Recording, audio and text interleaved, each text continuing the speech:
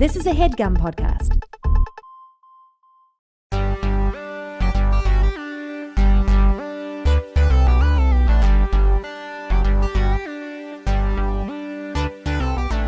Riggs better be quiet. That's what I told her. She's gonna go to the kennel. The pound. I wanted to get this done last night. My whole fucking system is broken after New York. I can't get ahead of it, and then I just got your physical body system. Right. I can't get sleep and work, and everything is not lining up right now. I'm sorry. I just got back from Six Flags. Yeah, it was just now. Theme park day for the family, apparently. Well, yeah, Jamie and Mason went to Disney. Yeah. And I went to Six Flags because we're scouting for a shoot we're doing there later in the week. But they gave us these gold bands, and we got to go up the exit and skip everything and go immediately on the ride. Oh, so shit. we rode 7 roller coasters in an hour. What? I know, it sounds awesome, but it takes a toll on your body. You start to not know what's up and down. Did you do full throttle? I honestly couldn't tell you the name of any of them. We did the newest one. The one right, wooden roller coaster. They made it into a metal roller coaster. The one right up front? I don't know because we went in through the back. Oh, yeah, they did that one that goes up and over the loop, and it's only with the lap bar. Yes. Yeah, and it launches you real fast at the start. That one's fucking fun, and it stops and backs up halfway through. Boy, I didn't do that one. We did. I don't know which ones we did. Goliath, maybe the tall orange one with the huge Goliath. drop. That drop is great. We did the one right next to that, the kind of traditional loop-de-loop. Mm-hmm. I like the ones that plant you in your seat hard. I don't like the ones that make you feel like your stomach's going to come up out of your mouth. That Tatsu one where you're dangling, where they tip you forward and it's like you're flying. Yeah. That, I've never feel more like I've gotten raped by a ride. The guy I was with told us about that one, but I didn't do that. We didn't do that one today.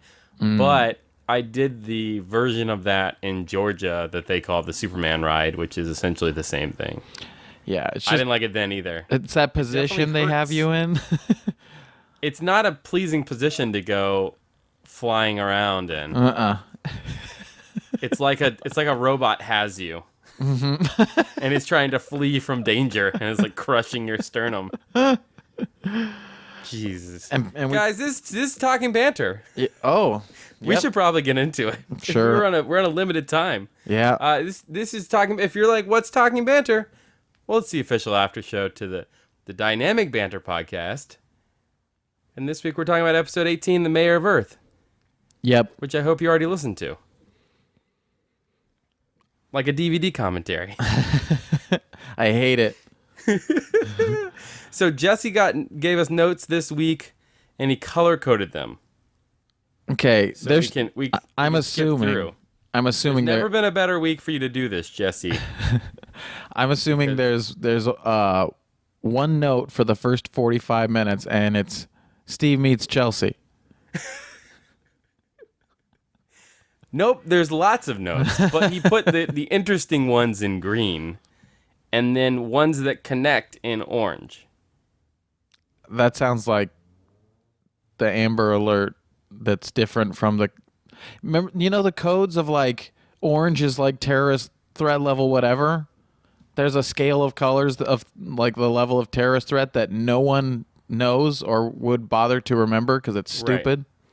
But you do? Is that what you're telling us? I just remember that it exists. Because I know that there are color codes. I don't know what they are. Yeah, but it's orange and tan and whatever. I don't know. It's real fucking... Just whatever. There's a problem. Look out.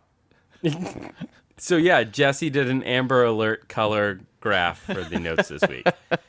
Let's dive right into it. We're on a tight schedule this week. Yeah, and there's too much to unpack. There's a lot to unpack, and we got a lot more emails. But we promised Mitchell and Khalif we'd get to their emails this week, and we're gonna.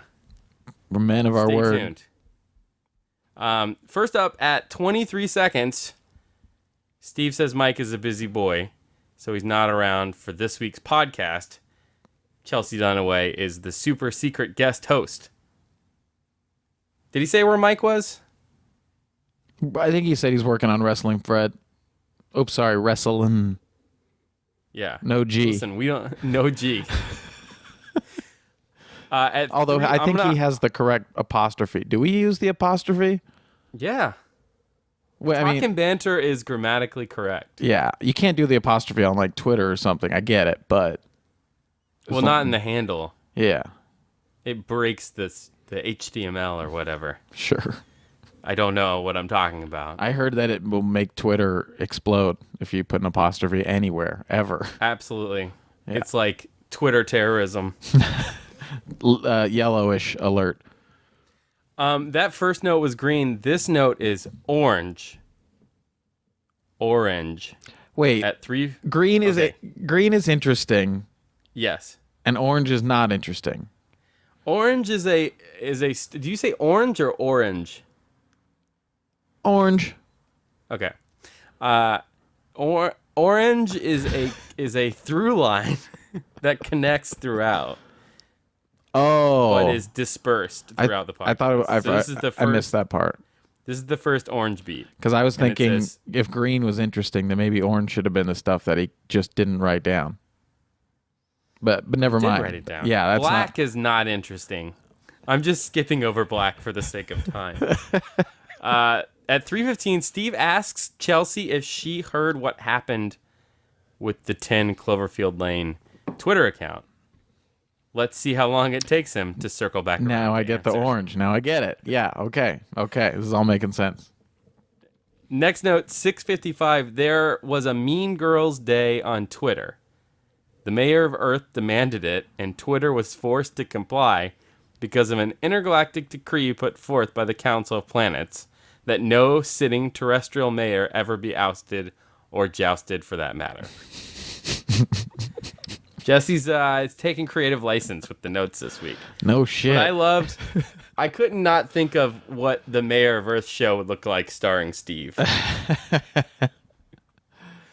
I feel like And if we get squirrely, I might do some of it. I might convince him to do it for Nuclear Family. you know what's interesting to me is Chelsea's been watching of all the things that we all have in common and love. She's never seen Mr. Show, or at least properly. Really? Yeah, so she's been watching it through, and they had a character, I think John Ennis played, the mayor of television. And- Oh, It was- is that where all this came from? Well, that's the thing. I mean, it's just like we've always had like funny mayor things in our heads like that, but Steve didn't bring it up. And I thought for sure with all that mayor talk, they were going to get to Mr. Show. And then later when they brought up Bob Odenkirk and stuff, I really thought at some point they were going to talk about Mr. Show because that's like huge. And Chelsea's experiencing it for the first time, which is something that's kind of important to us right now. You know? Yeah, it seems like it was right there in front of him. It might have been too obvious. He Couldn't wasn't. see it. Maybe he was in a different podcast mode and he wasn't feeling the first time vibes. I get that. It's hard to multitask. We'll get back into it later. Next note, at 10 minutes, Steve thinks that Dynamic Banter, the mayor of Earth, is prime clickbait that is sure to bring in a round of boys for the guys. I agree. I'm going to stop telling you what the minutes are because I want to play my how deep are we in the podcast game. Right.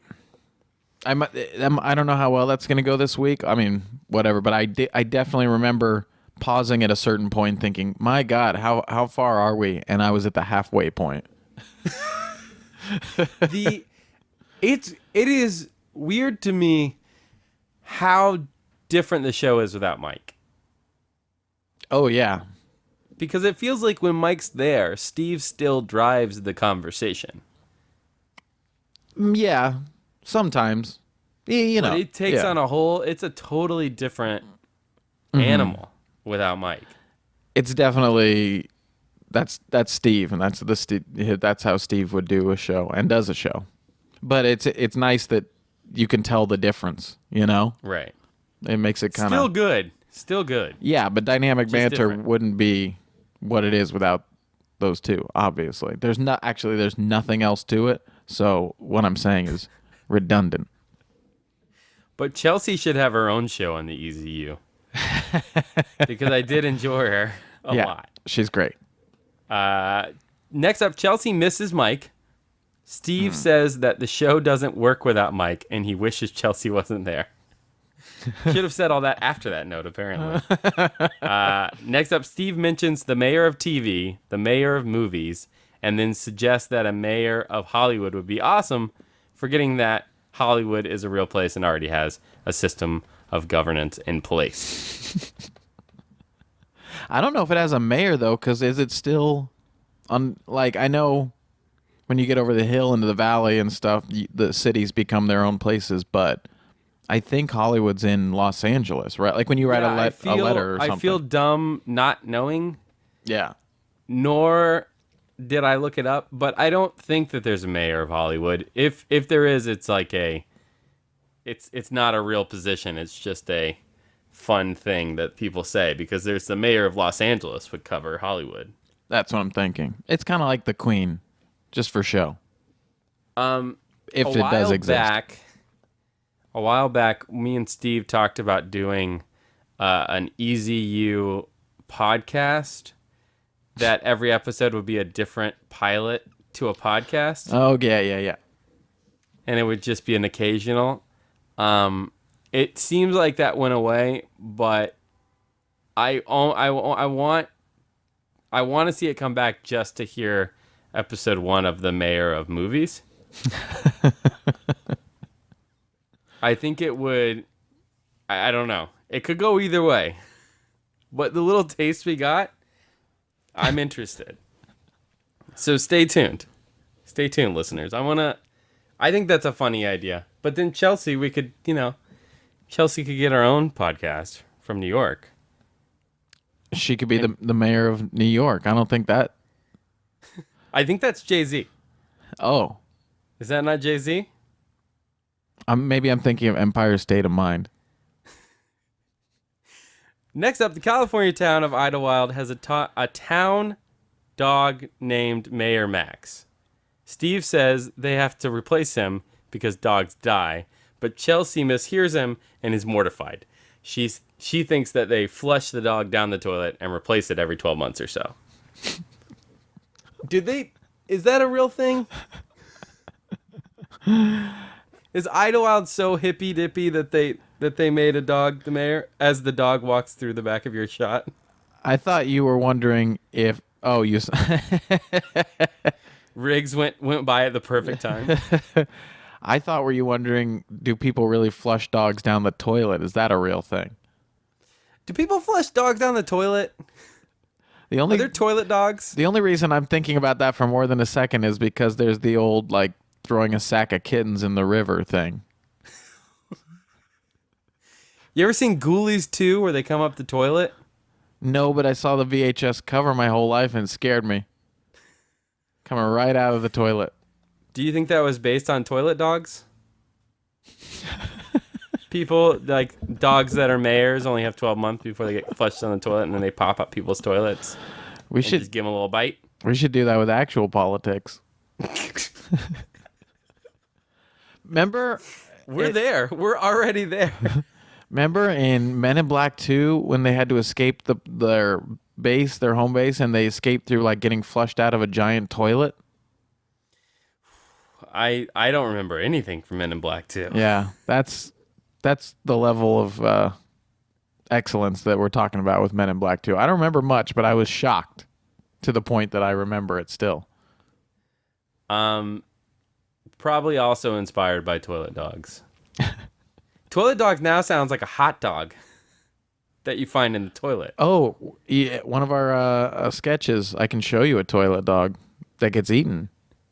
I watched the Dick and a Bomb sketch today. Dick Bomb. Dick Bomb? Mm-hmm. That was beautiful. You watched the sketch or the bloopers?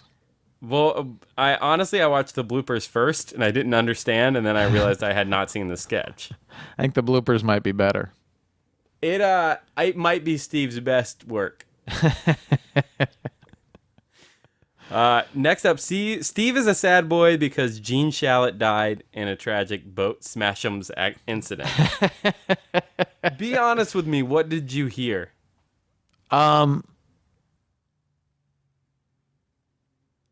I think I knew that it was boat smash ups, but I heard boat smashums because that's funnier.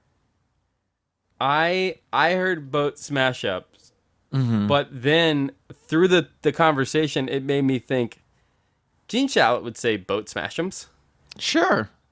And so I turned my opinion. That being said, smash up as a term, that means, oh, this is the next note. Steve wants to take back the phrase smash up. He wants it to mean that he went to fucking town. He had a real fucking fuck time. Chelsea thinks that a smash up should denote a threesome. Yeah, the nice thing about that is Jesse didn't take any liberties there. I do remember that's exactly what Steve said. It's so close to mashup. I don't know why it hasn't happened yet. Why smash up hasn't been a thing. Yeah, I don't know. Maybe Smash was around for a long time and it's died off.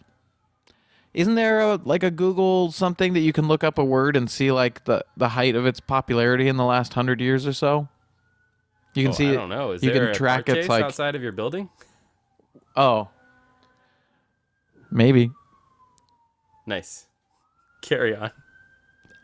Yeah, you can look up words and see like when they were first. You can see on like a chart when it first like got started getting used, and then when it got used a lot, and how it like whatever. You can follow the graph over the years. It's fun. That's. I'm not gonna do it right now, but that might be Wait. my future. That might be the rest of my night. Now I'm trying to think if it's words or if it's just for names. If you want to look up like for like a baby name or something.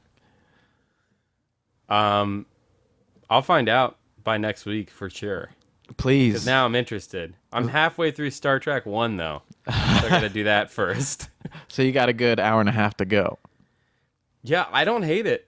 No, it's not. It's not awful. It's different. It's way more interesting than I remembered it being. Yeah, I feel like that came out in like '79. Also, Jerry Goldsmith did the score for the first time, and that's where that theme that they use for Next Generation comes from. That's so great. It's a huge score. Yeah, amazing Like score. from minute one, it's big. Yeah. I didn't realize that. Well, and it's 2 years after Star Wars, so everyone's trying to do that next Star Wars thing. But I feel like they kind of went, like, you know what? No, we're definitely going to do more of a 2001 Space Odyssey thing with Star Trek. That's the first movie. Well, don't spoil it. I don't remember any of it. Also, For those of you who have no idea what we're talking about, Hector Navarro. Me and Hector got in an argument on set yesterday about best Star Trek movies and how to qualify them. And Hector pulled up on his phone. He's already made a like fully formed list of every Star Trek movie and where they rank. And so I accepted his challenge to build my own. But Insurrection is always the point of controversy. Yeah, you're the one who likes it. It's one of my favorites. Yeah. What's wrong with you? Well, I want to see, because watching back through all of them, I wonder if it holds up in the midst of it all. I don't think... The thing about Star Trek is there's so many different variations that there's something for everybody, but not all of it's going to appeal to one person, I don't think. Not all things for everybody? No, What's but your hashtag? Well, you know, and I think Steve even brought it up. It wasn't even that relevant to the conversation, but it happened. All right, so the next note here is 10 Cloverfield Lane tweeted out Happy Mean Girls Day, and Steve thinks it was ridiculous. Chelsea reads all of our minds in response. That was it? Now, this is the second orange note. How deep do you think we're in the podcast at this point? 10 minutes. 26 minutes and 51 seconds. Oh my God. See, this episode is the opposite. I feel like less happened in more time for once. Interesting. Next note, Owen, conforming to history, refuses to hop on a mic at Steve's request. Owen ignores Chelsea's greeting. Owen apparently has a new way of communicating with Steve on the podcast, but he doesn't go into what it is. Texting, question mark? I wrote a note on my phone and showed it to him. You could have texted him. It makes that weird noise, though, on the podcast if you get a call, Well, right? plus I was right there. Fair. Where in this did you say Dan Trachtenberg wrote Mean Girls? That's what I wrote down and showed him. He super didn't though. No. Not even a little bit. That was Tina Fey. Misinformation is my favorite kind of information. When it came up, I was so floored by it that I had to look it up. Steve played it perfect too, which is the best part. Because if you just totally go with it, because everyone knows, even normal people know that Tina Fey wrote Mean Girls. That's like a part of the culture thing. Everyone knows. Well, beyond that, I've known Dan for a long time. Oh, that's right. Yeah. We're not currently hanging out, but yeah, like back in the day, Jamie did makeup for his Black Box short, and I know Alex Albrecht. Yeah. No, if anyone would appreciate that kind of bullshit, I think Dan would. Nice. And I just wanted everyone listening at the same time to go like, no, he fucking didn't. My thought was, I was like, does Owen really think that Dan wrote Mean Girls? Where did he get this information from? I think I actually wrote in my note, and Steve played it better than I wrote it, but I said Dan Trachtenberg wrote Mean Girls, common misconception. It was Tina Fey. Next up, Steve sarcastically claims this to be a great podcast. Chelsea thinks everyone is asleep. I'd rank it number 2 all time, right behind Bees. Whoa. That's from Jesse. Whoa. That's a big note. Well, just like Star Trek, I think there's a dynamic banter out there for everyone. I would say this is the insurrection of Dynamic Banter podcast. Oh. You got to be way in to get off on this one. Unless you're you, that's like a serious insult. Oh, no. Well, it's me. It's coming from a positive place because I love Insurrection. I was talking about Insurrection in parallel to Beyond. Because I said Star Trek Beyond is like, this runs Insurrection. And Hector thought I was saying it was a bad movie. Right. I was like, no, I think Beyond is amazing. Well, I think that's why we don't communicate, normal emotions with like Star Trek analogies. It doesn't. People don't hear the same thing, Yeah, well, listen, time will tell. Time will tell on Insurrection. It could come back around. I feel like it's one of those.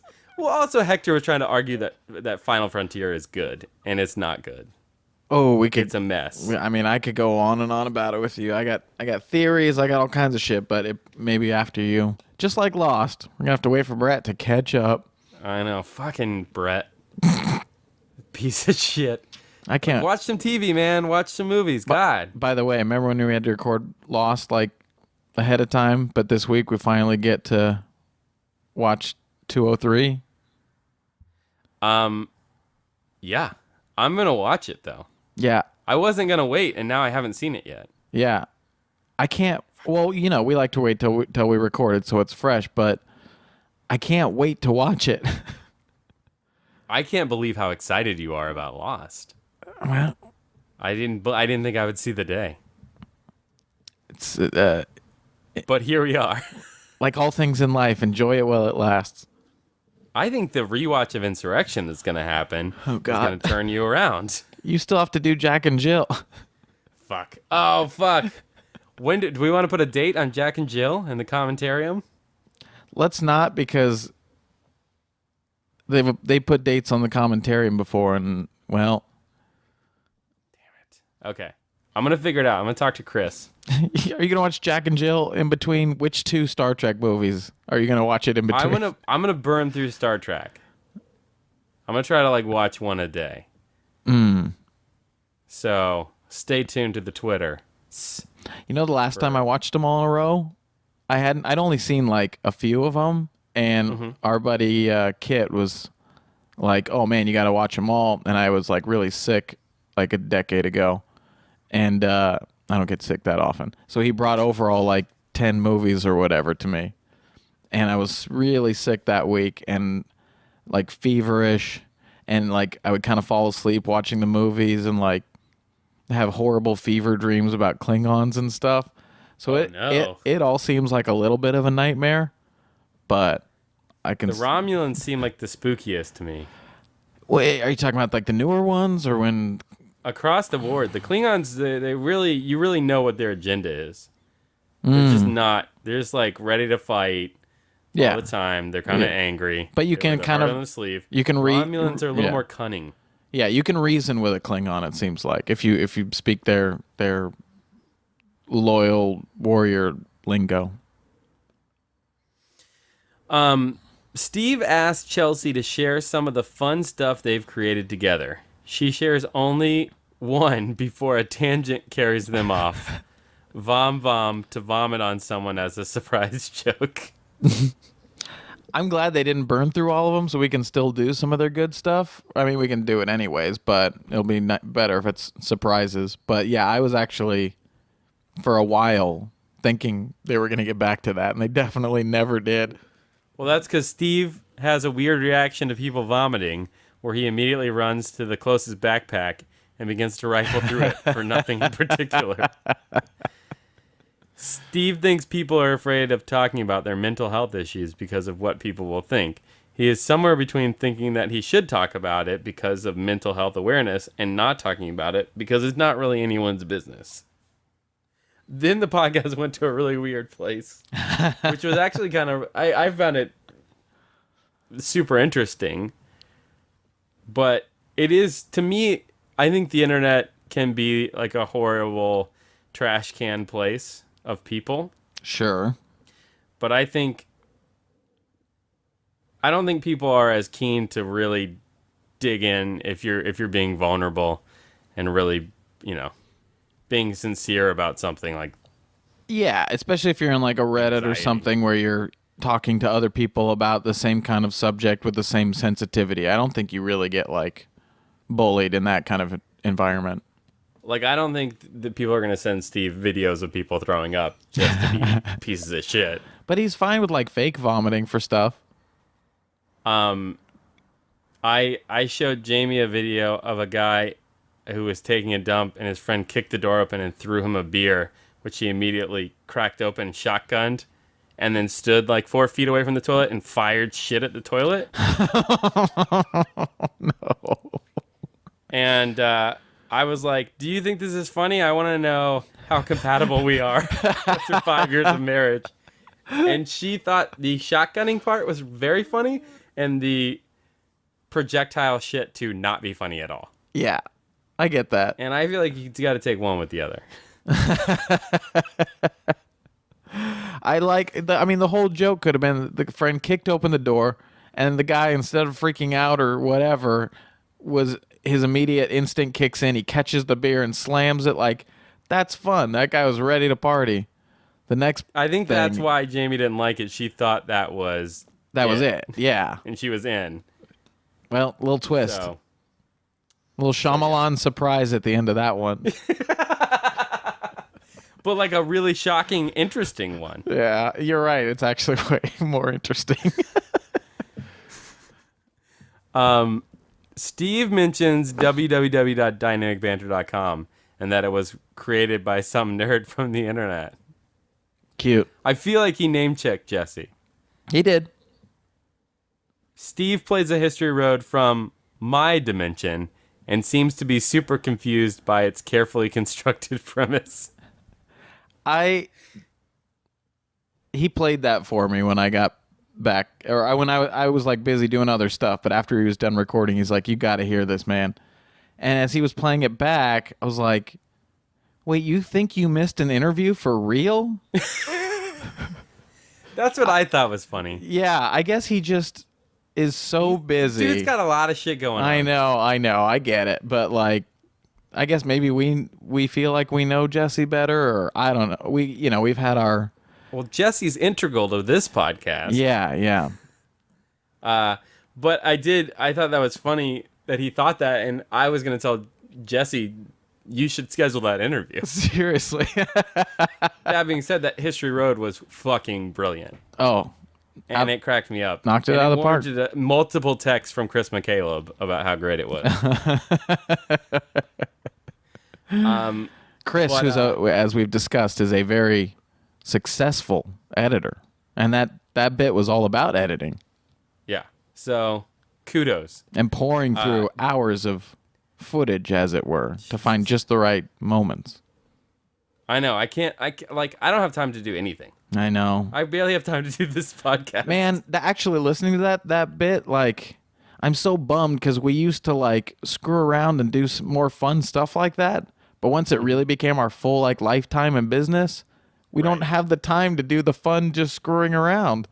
Not in that kind of carefree way where you come up with the best stuff, you know? Yeah. I mean, I've had to turn our DC TV show into like my playground for crazy shit. That's what we do. Like it's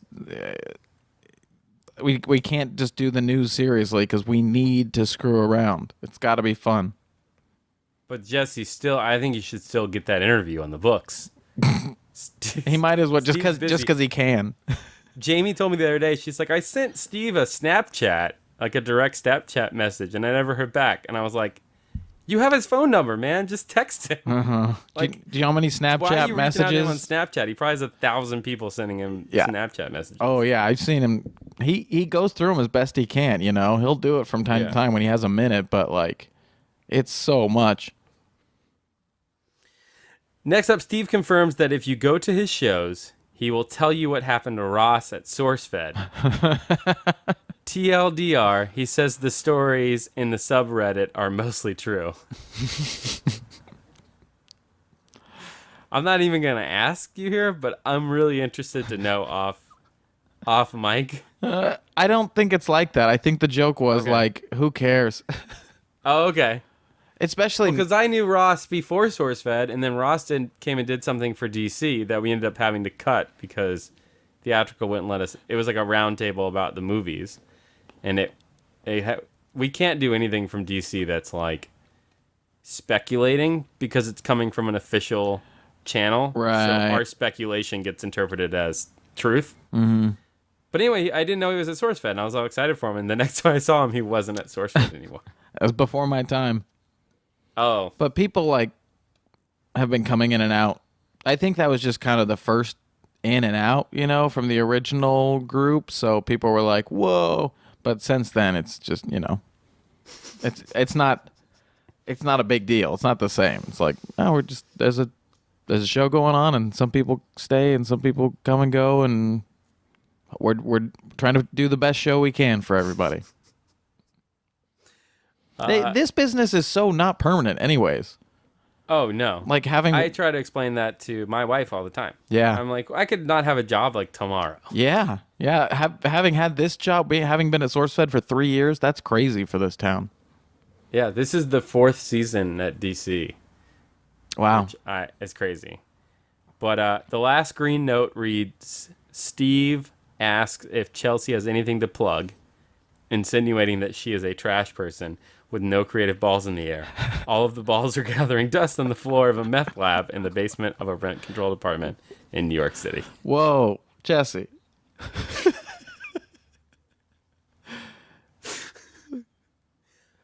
So Chelsea didn't plug anything? I can't remember. No, I think she does comedy shows and stuff in New York, but Okay. she's just not the kind of person to talk about it, you know? Go track her down, guys. The last note here, not green, but it just says simply Boat Smash'ems, which I think is the latest addition to the shirts that will never get made. Oh, yeah. Chris did the graphic, right? Oh, yeah, of Shallot. Yeah. It's ready. By the way, I haven't looked at it. I'll look it up right now because I'm curious for myself, but I believe Steve said after he was done with that podcast and stuff that he looked it up and Gene Shalit is not dead. Oh, really? I'm not. Yeah, I think that's what he said, but let me check right now. Oh, my God. Yeah, please check. Oh, also, someone finally corrected me on Twitter today. The sport, About what? The sport I was thinking of was lacrosse. When was that? A long time when ago? The last lost one, I think, because we were talking about Quidditch, and I said it's like this particular sport, but the only thing that makes it Quidditch is flying. And the sport I was thinking of was lacrosse. We landed on like highlight or something. I couldn't remember the name. Lacrosse. Well, I'm glad we were able to correct first-time show here on Talkin' Banter. Well, it wasn't me. I mean, someone gave me the right information because that's exactly what I was thinking of. I couldn't think of it at the time. When you're in lost mode, you know, It's hard to. I hear you. It's hard to get your brain that whole way. We get a little lost. Gene Shalit is 90 years old and still alive.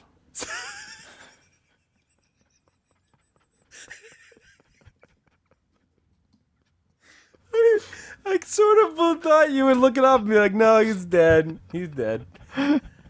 Oh, no. Steve's going to be so happy. That means at the time... Tell him before they record Dynamic Banter. Like right before. I think he knows, but that means at the time that he was reviewing Face Off, he was like 71 years old. And... I wish he would jump back in and do a YouTube movie review show now. Oh, man. Like, I would love to hear Shallot's review of the Neon Demon. A lot of model smash-ems. All right, you ready for emails? That's the end of the old Dynamic Banter episode. How do I send you a message on this Skype? Oh, here it is. Are you sending me a message? I just click on that, just for your own edification. I got to turn the AC off. All right, turn the AC off. It won't let me go. It's not mysterious. He sent me Gene Shalit's Google prompt. What? All right, we're gonna get right into emails. Did you look at that? Yes. What did I miss? I told everyone what I was looking at. Well, what is it? I clicked it, by the way, 4 times, and it's having a terrible time opening. Really? Yeah. Oh. It's an image of Gene Shalit. It's really just a link to a Google search of Gene Shalit 2016. He looks great. Yeah. I mean, he's ridiculous, of course. I mean, when you live your life with that mustache, you don't bail on that. You think it's the mustache more than the hair, huh? The hair just is an accent piece. It went from like a perfectly coiffed 70s fro to now just crazy old man hair. Mm-hmm. The eyebrows are exquisite. Because you And can't the really shirt he's wearing with control. the little frog poking out is great. Yeah. You can't control your eyebrows, so that's just a gift. Like, you can grow out you can choose the length of your mustache, you know what I mean? Yeah. You can't choose to grow your eyebrows long. Although they are definitely good getting... eyebrows are a gift. People, I always question people who really aggressively pluck their eyebrows and try to wax those guys down. Oh, so you're like a Cara Delevingne fan? Ooh. I am. Cara Delevingne and Mother of Dragons. What's her name? Emily DeRavin. And it's not it, but Phil Collins' daughter, Lily Collins, has great eyebrows. Do you know which one Emily DeRavin is, Raven? I feel like she was the Khaleesi before the Khaleesi. She was the Clarice. Wait, who is that? Claire. Why is that so familiar? Claire. Oh, Claire. She's going to be Belle on Once Upon a Time. Might already be Belle on Once Upon a Time. Oh, I think, yeah, because Once Upon a Time has, like, Saeed and stuff, right? Do they? I think It's so. all the ABC fam.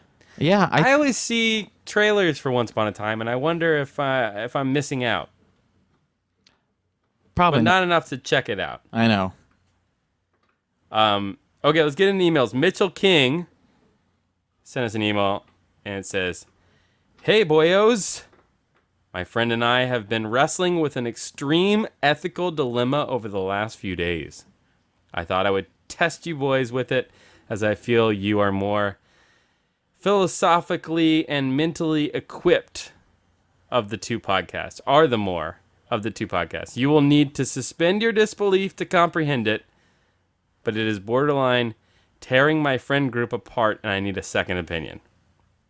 Okay, here it goes. Second opinions are from the How Did This Get Made Second podcast. opinions. You have to eat a raw sausage, but you have a choice between a hot and cold sausage.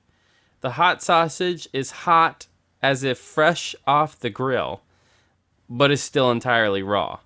The dilemma is not only grappling with the intense ethical implications of consuming a raw tube of meat, but which sausage is worth leaving uneaten?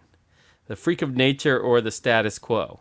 This hot raw sausage could change the world, but will this change be good or bad? Just something to tickle your brains. Mitch, this is from Mitch, the Hot Sausage Guardian. Says, P.S. I'm watching the first time stream as I type this, and I swear if Owen is still wearing a white V-neck during Talking Banter, I'll be disgruntled. How many do you have anyway? If it's more than 2, that's too many. Buy a button-up or a nice polo, you filthy animal. Still love you, though. I say this because I care. Greetings from the land down under. Love the show. Thanks for the email, Mitch. Right now, Owen's wearing a nice gray deep V. Look, I'm wearing a white deep V. You are. Not deep. A normal V. This is normal. It might be the angle. I think when you work with the same people in these smaller offices every day, and the work is what's important, and being comfortable while you're doing the work is what's important, and you're not working with celebrities or anything, sometimes it's just easier to not care so much about that. I always wear V-necks because I have a long beard, and if I wear crew necks, it looks like I don't have a neck. Oh, you do it for the look. Yeah. I switched to the V-neck a few years ago because I feel like regular necks now feel a little choky to me. Well, I should clarify, I don't give a shit, but that's what my wife tells me. That if I wear a crew neck. And really, I'm only looking to impress her. Of course. So if she's not into it, I'm not fucking wearing it. But to answer your question, which is a tough and confusing one, I would want the hot sausage. I feel like I could go either way as long as the sausage has enough curing spices in the blend.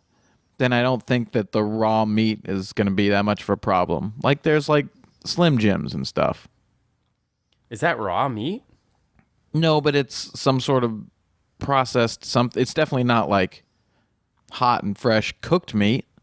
It's gross. I mean, it's a meaty paste kind of thing, but I think with sausages, I'm saying Slim Jim is one full extreme, or at the other end of the extreme is like basically unsalted, uncured raw meat. I just feel like if it's hot, you don't taste it as much. I could see the cold being kind of tasty too, though. As long as it's got some spices and a little snap, I think it's fine. A little snap in the bite. So we're going to leave Mitchell with this totally undecided. Well, excellent. It's like, well, I can't remember where we brought it up, but it's like, what do you like better, Star Trek or Star Wars? If you had to pick one, it's like Star Trek. Right. That's not the point. The point is, you don't have to pick. Yeah, that's true. The beauty of this world. I think that my enjoyment of Star Trek makes me like Star Wars a little less. Oh, I didn't care about that. I thought we were still talking about sausages. I'm still hot. Hot sausage. And hot sausage for this guy. And okay, so I say hot wins because he picks hot. Brett, who I'm talking to, you. Me. But I would probably pick both. I don't care. Either or. Listen, Mitchell. As long as it's not a toilet dog, I'll eat it. That's my answer. All right. Depends on the toilet. One more email, and then we'll get out of here. I'm getting a call from my wife. I feel like our time is ticking away.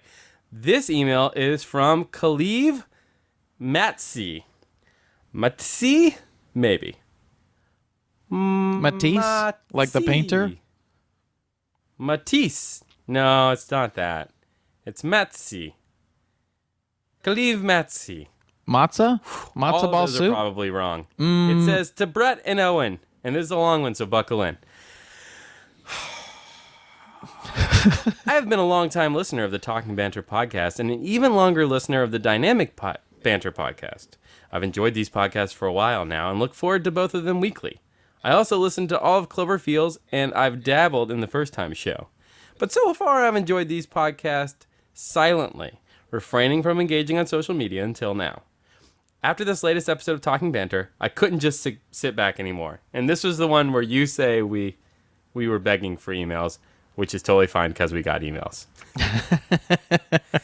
This episode, the after show episode of Dynamic Banter, episode 15, was exceptional. Yes, indeed. This episode was very exceptional. Exceptionally terrible. Do you guys remember that episode of Dynamic Banter with Mike when Mike talked about how some podcasts put out shit episodes? This episode was one of those episodes. A big old hot piece of shit. By the way, I didn't pre-vet these emails. No kidding. She says, it was a mess. It was awkward. There was a baby halfway through. Most of the time, you guys talked about some other podcast that isn't the podcast you're supposed to be an after show of. It wasn't even funny, but you guys were laughing blissfully, unaware of the absolute turd of a podcast you were shitting out of your little anuses. Ultimately, while parts of the episode were a snooze fest, it was entertaining. In the same way watching a train wreck is entertaining. The same way watching a man drinking a cup of donkey semen is, quote, entertainment. But honestly, if you guys had just drunk some donkey sperm, I'd be less embarrassed for you than I was listening to this travesty of a podcast episode. I will continue to listen to this podcast. I hope you guys will improve the show, because I know it could be something great. Even though the latest episode was a horrific tragedy of a podcast. It was real bad. Keep it real. Cheers! Khalif Metzi. P.S. Riggs did not. I think it would improve the show if you recorded face-to-face rather than through Skype. I think that was our favorite episode that we did, though. Yeah. I appreciate the criticism, but just hashtag not all things for all people. Not everything for everyone. Yeah, that's a good way to live. Well, here's the deal, Khalif. I hope this one was better. I feel like we stayed on topic. And it was crisp and clean. Tight. And we're going to get out of here. Thank you to everyone who sent emails. Philip, we're going to get to your fanfic next week when we have a little more time. And let's talk offline about this commentarium. We got a lot to talk about offline. I hear you. All right, guys. Thanks so much for listening. And I hope we do better every week. For us, it's wonderfully entertaining. Man, I've never disliked something enough to write out something like that. I like that we've inspired her to show up on the social media. How do you know it's a her? Oh, man. Well, listen. Could go either way. But with that email, I don't care. Maybe you just meant her like a ship. Right. Her like the royal her. Spike Jonze is the royal her? Yeah. Why not? Thanks, everybody. Oh, lights out. That was a HeadGum podcast.